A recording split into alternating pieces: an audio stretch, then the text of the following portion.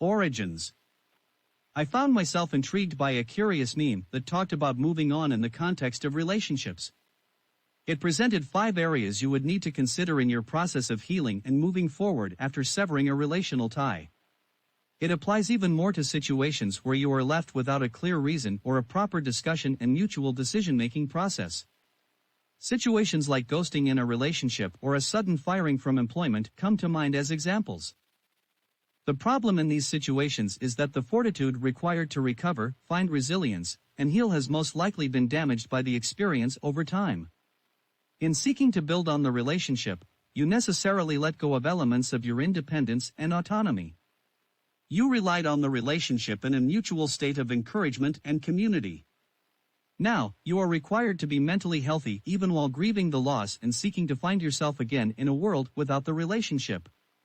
The definition of self is difficult enough compounded by the grief that often interrupts your process. The other party has completely checked out. This leaves no opportunity for you to work through your despair, questions, or any anchors that allow you to cognitively process the loss. The needs and traits. Over the next few lessons, I will be expounding on the tenets presented. In each of the sections, I want to talk about the emotional targets you have in the context of moving forward and the physical actions of moving forward. A version of the original is presented as follows. Your reasoning needs. Closure. You will not receive closure in every situation, but you can create it for yourself. Explanation. Some actions don't have explanations. Some things cannot be explained. Apology. Some people will not apologize because they can't. Their character traits. Ownership. What people do is about them, not you. Autonomy. You cannot change people no matter how much you think they need to change.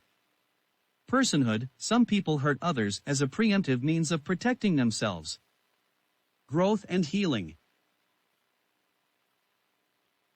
Ultimately, there's a question in this for you.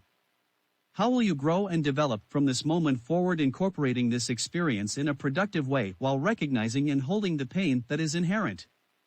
The answer is more about your vision for the future, accepting the present rather than building on the past, the proposition you trusted before the situation changed. The answer is contrary to what you trusted the relationship to support. Change pulls away your expected foundation. That security is no more. Now, in grief over losing the relationship with a sour experience of trust, change, and security, you must now trust in your individual vision, accept change as a positive forward, and re-establish security. The temptation, the inclination of self-protection, is to isolate that vision, control change, and preempt any potential threats to security. Resist. This is the damaged way the relationship governed their lives.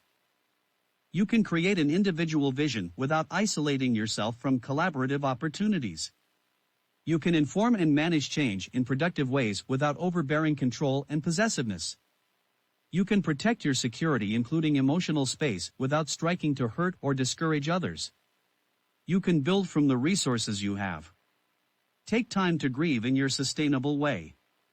Then, assess your current situation for the resources available. Chart your process for vision, change, and security.